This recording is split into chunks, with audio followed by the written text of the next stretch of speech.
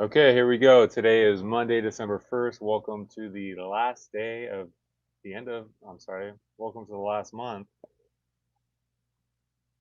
of 2025. My God, did that go quick?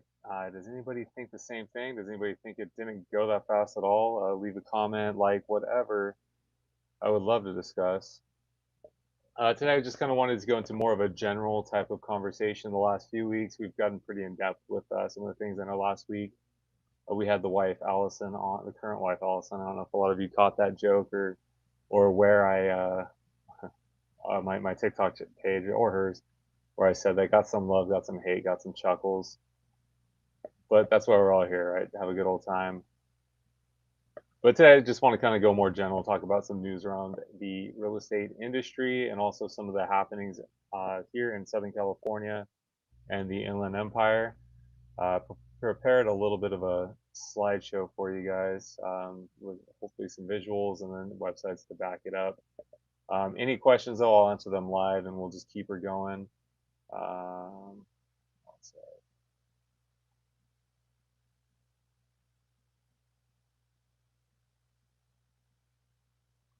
so there we are. State of the market kind of currently as it is. We'll talk a little bit about what I'm seeing or what I've been experiencing lately.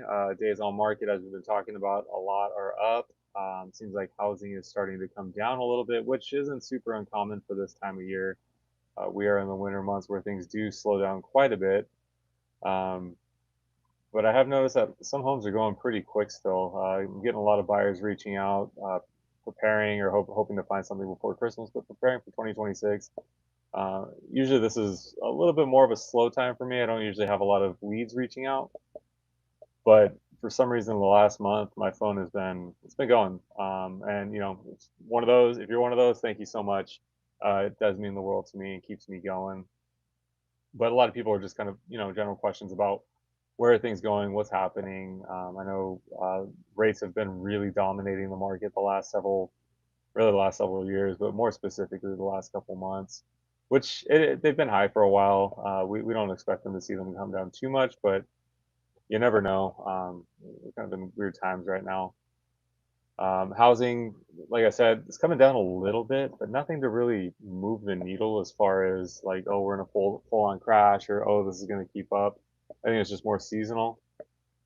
Let me share my screen here. I'll start going over some of these slides with you guys.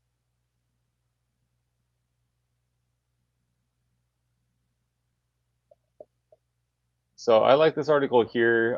Delistings are jump by about 28%. And what a delisting is, that's where someone is on the market and for whatever reason they take it off. Um, going into we'll go over that graph in a sec. But for whatever reason, they're not getting the showings. They want to wait till after the holidays, life change, just something else happened. They weren't finding what they wanted on the other side. There could be a number of reasons for that. This time of year, typically though, it's you got Thanksgiving, you got Halloween hitting, Thanksgiving hitting, all the work, fun Christmas parties, Christmas, New Year's. A lot of people I find this time of year, even people that are looking seriously, happens a lot. We get out quite a few times, and then they decide that, we just kind of want to enjoy the holidays. Let's give it a little break, revisit it in January or February or tax time. So not a huge deal, but if you look at this graph here, it's kind of about where it was 2016, 2017, 2018. So I think we're in a little bit. I think all this indicates is that we're in more of a healthy market. 2019, I've compared the current market to 2019 a lot. Just as far as days on market, how long things are sitting, type of concessions getting paid, type of house available, and we're not far off from there. U.S. as a whole back then. Let me go back. Sorry about that. U.S. as a whole back in 2019, 2018, about 70, just averaged out to about 75,000 houses were delisted this time of year. Now looking forward to 2025, we're at about 85,000. So it's a little bit higher than then. And for reference, these were still 2016, 2017, 2018, 2019. Those are still sellers markets. 2019 things did slow down a little bit. I did say that I compared the current market to 2019. things did slow down quite a bit. Reason for that, rates went up and buyers got scared and thought the market was going to crash. And when I say rates went up, they went up really high to about 5.25. That's after we had about 6 years of, mid to low fours. 2019 rates hit about 5.25. Things kind of started to pump the brakes a little bit going into 2020. Obviously, we all remember that. Let me pull up this article for you guys, and we will read through some of this together.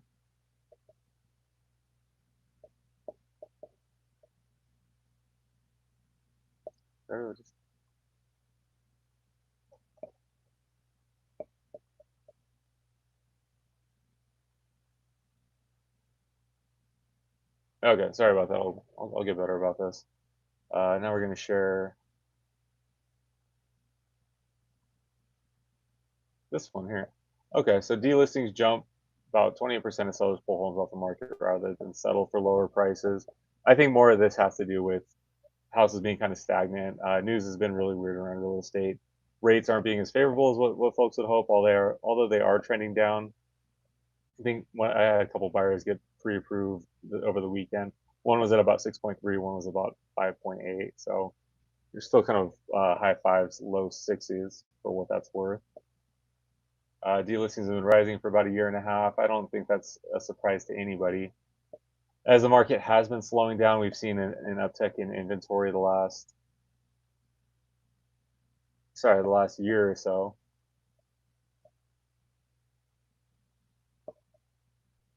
So naturally, you're going to have more expires, more cancellations, more withdrawals, more delistings, and the difference between those withdrawal usually they just decide they don't want to sell anymore, or they want to wait for a little bit, or they want to reassess the market, in the coming months. Expire to be a house that was on the market for the contracted time with your realtor. For whatever reason, home didn't sell during that time. Seller decided not to re-up the contract, and it expires. A lot of times I see a lot of those folks wait about 6 months and jump back into the market, or they go right back into it with some sort of price reduction. So expires are up, withdrawals are up, and cancellations are up. So surge and stale listings, 7 and 10 home listings were stale in September, meaning they had been on the market at least 60 days without going under contract. Like we've talked about ad nauseum here, days on market is up. It's not every single house, but it's a lot of the time. And typically, when you see that, that's going to be homes that are sitting for 60 days. But what's happening is they're just not attracting interest for whatever reason. More often than not, what it is, it's overpriced. It doesn't look right, or showings are hard. There's a lot of times that we see homes where they have tenants in place, family member that doesn't want to be displaced yet, so showings are very hard to get, or they require a lot of advance notice. So when buyers are out looking, sometimes they see a house when they're looking at 4 or 5. They see this one down the street. Hey, can we see it? 30, 40 minutes notice. That's not enough time. A lot of tenants are going to look for about 24 to 48 hours or night before. So the short notice times don't work as well. So that could be a rise in the 60-day thing. Slower demands, affordability ad nauseum is higher than it's been in a long time. Rates are high, and I think you have a lot of buyers sitting on the sidelines just waiting to see what rates are going to do. A lot of the conversations I'm having lately, where when are we going to see 4% again? Short answer: we're not going to for a long time. Another reason that they could be pulling their homes off the market, sellers don't want to sell at a loss. So you can't really, accurately say that homes are going to completely come back next season.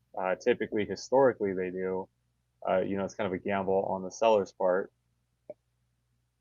So roughly 15% of the homes that were delisted in September were at risk of selling at a loss. How you determine that is the homes around them, comps started to go down, days on market started to go up, or the bigger houses started to sell for the same price. So if you're selling a 2,800 square foot house, you see a 3,200 square foot house around the corner, that 3,200 square foot house sells for what you're listed at, you're probably gonna have to, do a price reduction.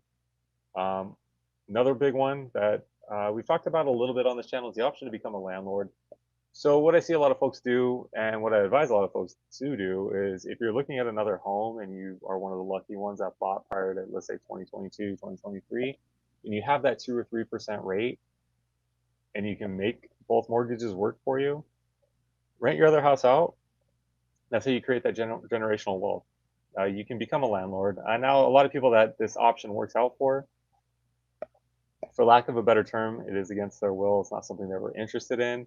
Just financially, numbers wise, it makes a little more sense. That doesn't happen a lot of the time, but it does happen. And the final point to this, why homes are coming off the market and being delisted, more total listings. This year, I have been able to present my buyers with way more options than I have in a really long time. The last 4.5, 5 years, it's what you see is what you get as far as homes on the market. I have noticed that if you are in a certain price point, if you're looking within about $25,000 to $30,000, you have way more options than you did in the past, which that's a great thing, obviously. Listings rose about 8% year over year in September. So, Merino Valley, typically we have in between anywhere between about like 225 and 250 active listings. Riverside's usually around 350 to 400. So, add 8% on, that'd be about what, 16 houses in Merino Valley, 16 more options than you had a year before. Riverside about 30 more options. It gives you a lot more to weigh, and it can kind of really, get you to niche down on what you want. So if you're looking, or niche down, depending on how you pronounce it, I'm starting to gravitate more towards niche than niche. Um, but when you have more options like that, you're going to see a lot of stuff that's very redundant. If you're looking at like 80s, 90s builds, there's a lot more houses that they're going to need that kitchen, but some of them are going to have that kitchen where the other one needs that bathroom. One's going to have that pool, but their daily kitchen. So you still do have a lot of options, but sometimes it could get kind of a little overwhelming. Like when I take folks out to look for homes, I try and cap it around like 5 or 6 houses maybe, and that's not because I'm trying to get away from them earlier. I just noticed after about that 4 or 5 mark, depending on how long you've been looking, they start to run together. So when you get home with your spouse, with your family, or you're looking for yourself, and you're comparing notes, houses 2 through 4 start to you start blending the characteristics. So it makes that decision a little bit harder.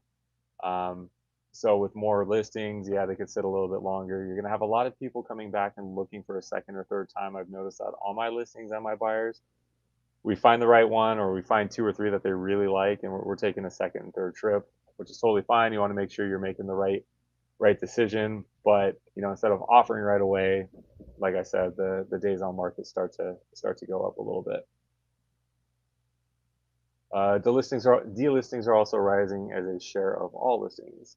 So those are going to be homes that are coming back on the market. So they delisted it. Some folks, it's kind of a strategy too. It's not one I typically encourage, but say your house hits about that 60 or 75 day mark. Uh, a lot of listings will, not a lot, maybe about 25%. They'll pull the house off the market, take it off for a week or two, put it back on the market. You'll reset those days on market, but if you're looking on like the Zillows, the Redfins, the Trulias, whatever the other ones are, it'll show you the cumulative days on market. So you'll have one section saying 1, and then you'll have another section saying 78. Usually buyers can kind of read through that, or they think that there was a problem with the house, so the sellers are trying to hide it by starting over again. Pros and cons to that strategy. If you are going through something like that, or you're considering it, talk to your agent, because every situation is a little bit different. Sometimes honestly, it is better just to let it ride and hit that 90 days or even 100 days. I've had plenty of listings where we're on for about 45, 65. I just had one in Sunnymead Ranch actually where we were on for 65 days. Day 65, 66, we started getting a lot more interest. We had 3 offers over asking, and the house sold. It was a lot of pain to get to that point because we did have it fall out of escrow once. But when we were really looking at dropping the price, it was just more of going into a different type of strategy that ended up making more sense for that particular home. And that's not the first time that happened. So yeah, like I said, about 1 in 5 homes that are delisted are relisted. I think I said 25%. That puts you at about 20%. And like we discussed, that could be for a variety of reasons. Okay, so I think we covered that to death. If you got bored by that, I apologize. Let's go back into this.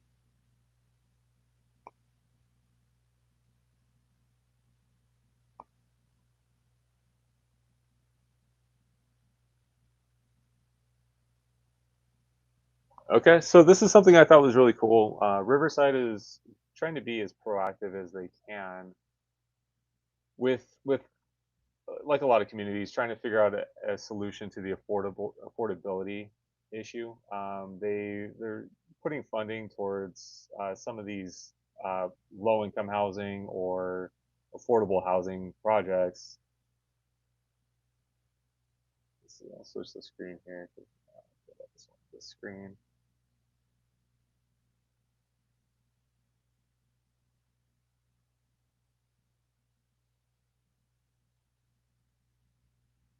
Oh, I think I lost the. There it is. Cool. Okay. All right. So this is going to be sort of near the downtown area.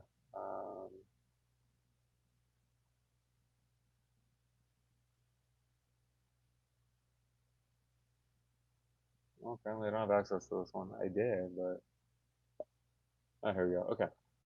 So 4 acres of. I guess we're stuck here.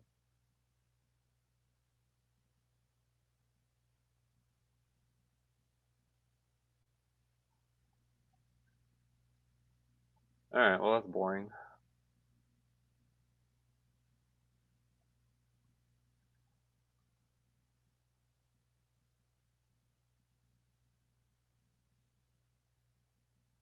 So it's going to be about 100, 150 to. They're projecting 209 homes. Let me pull this again so you're not just looking at my mug.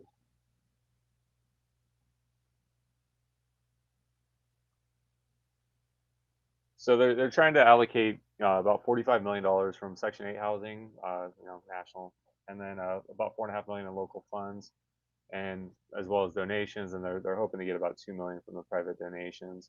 And this will be in the city of Riverside, pretty close to downtown. They already had one of these projects go up that was 150 houses. I believe they called it the Mulberry project. Uh, and they're trying to start a part two of this, or Mulberry Gardens. See if I can pull it up on a map search.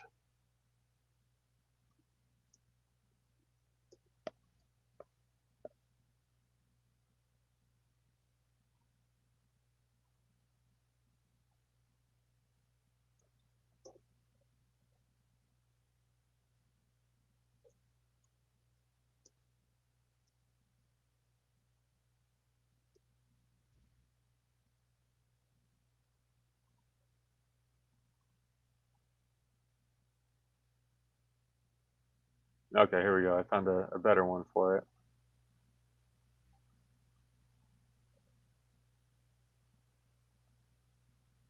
So as you can see, this is going to be the tract here. This will be all your housing, parking, big parking or a big park area, and it's going to be a 4-story building with 58 units. So these are going to be more like condos than actual homes. Oh, this is actually for a senior center. That's actually I didn't see this when I was looking this up earlier.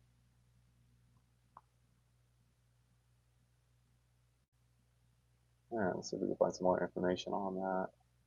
Best Enterprise keeps kicking me out.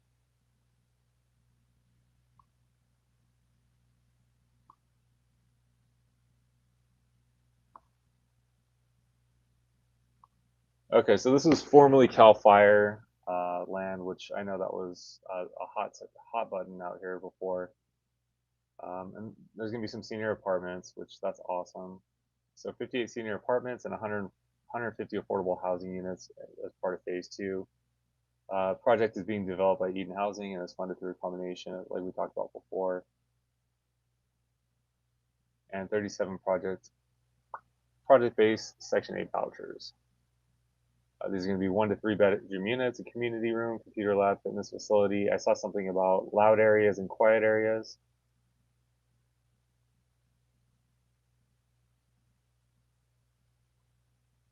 So if you're looking for what's coming to Riverside, I think that's. Oh, I wasn't sharing it. My bad, guys. So, and I did want to find this on a map so I could show you all where it's actually going to be. They don't have it listed yet.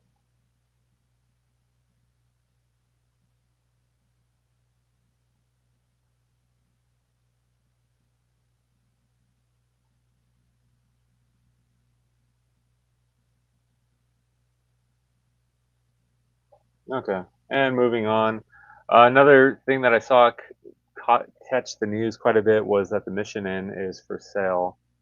Turns out it was might have just been a rumor. So a little bit about that. It was last sold in 1992. It was rumored to be sold for sale for around 85 million. But like I said, last sold in 1992, 15.6 million. And during that time, late 80s, early 90s, there was a $55 million restoration going on. They weren't able to verify this because there was no public information on how it was listed.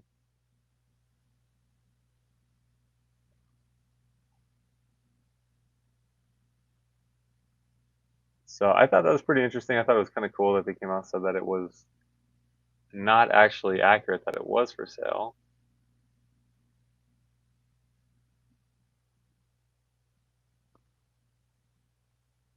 And I did have information on it, but I guess I lost it.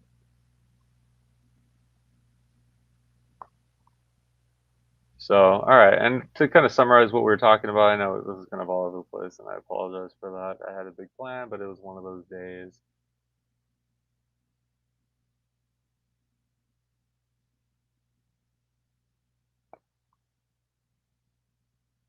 So, Redfin published a pretty lengthy article the other day that I did. I was reading this. I liked it. Um, it's just a lot of data, very data rich article actually. Like we talked about daily averages on the rates. They're down. They're at 6.2. This is as of last week, down from about 7% the last year, averaging out to about 6.2 for the week. So they've been pretty steady if you look at it. This time last year, they were up and down a lot more, and they averaged out at about 6.8. So we got about a sixth difference on it. Median home prices are around the country. Actual sales price about 393, so it's gone up by about 2%. 2.5%. Asking price was around 386. So it's gone up. Asking prices have gone up by about 2.5% over the last year. Median monthly mortgage payment, 2,500 at a 6.23%. So the actual monthly mortgage payment, it's dropped by 2%. So do the math on that. It's probably about a $200 difference on that. Whatever that payment was. Yeah, probably about 50 bucks actually. Pending sales are down by about 2%, so they're at about 73,000. New listings are actually up, and that's something we've been talking about a lot, and that's what's making days on market go up and housing start to kind of go the other way down. Month supply of inventory. This is what we're always looking at when we're talking about buyer's market versus seller's market. We're looking at months of inventory. So as you can see here, we have just about 4.5 months. I do like that they noted here that that's considered a balanced market. So we're technically not a buyer's market yet. Although I will say that this is the strongest buyer's market I have seen in my 10 years in the business. Historically, I mean, just going back to the last 10 years, we've usually been about 2 months. If you say for the COVID times, we've probably had like 4 days. And what this means, months inventory, this is if everything on the market sold today, or say no more listings hit the market today, we would have inventory for about 4.5 months. So if no new listings hit the market tomorrow, we would have enough inventory to get us to about 4.5 months before everything on the market sold. Share of homes off market in 2 weeks. So about a quarter of the homes that get listed sell before 2 weeks. So like I was saying that days on market are up. See, this even says it's down from 28%. So days on market are obviously up. So median days on market, 49 days on market. That's 5 days more than last year. That's not a huge difference. So market's still pretty flat. Share of homes sold above list price, because that does happen still, just under a quarter, 22.4%. Last year, it was exactly a quarter, 25%. Average sell to list price ratio. So homes aren't dropping that much. They're selling within about 98%. It's dropped by 0.4% from last year. Those price reductions that people are shouting from the rooftops, that's not as frequent as people would say.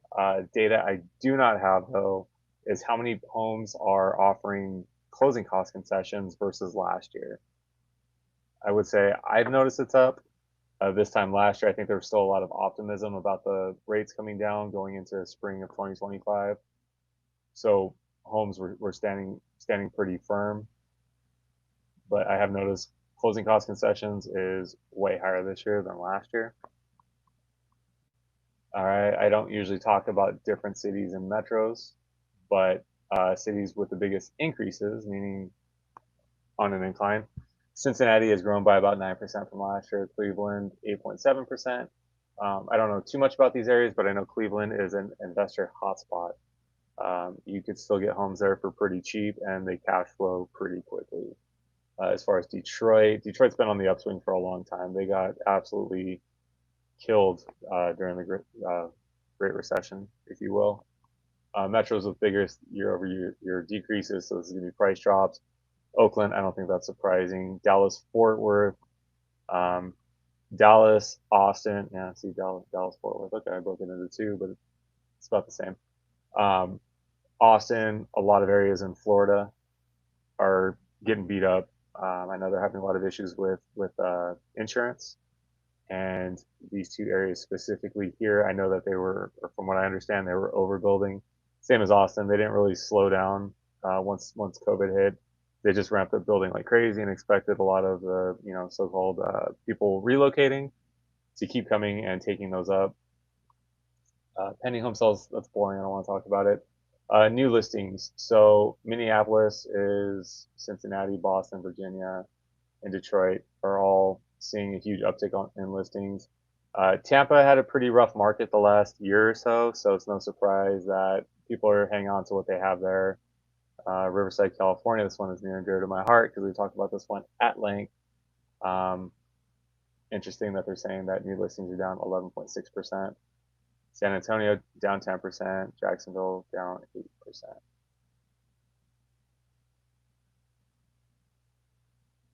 All right, a lot of graphs and charts to round this out. I won't go too far into that because that's kind of boring. All right, let me check the chat, see if I have any questions.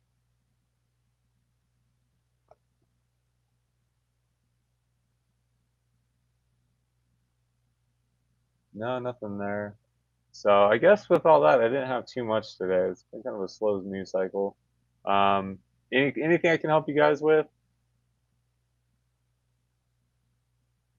Anything I can help you guys with? Any questions I can answer for you? Feel free to leave them below, or you can reach out to me directly. My contact information is below. We'll be back next week. I got a pretty interesting topic. I got a few on between, but if there's anything you would like to see covered at length, reach out to me, shoot me a message. I like to do these lives more for what's going on in the area, what's going on in the market, or just talking about cool things happening in real estate that I think people should know about. That's probably not getting good coverage other places. But if you sat through this with us, thank you so much for watching, and we'll catch you on the next one.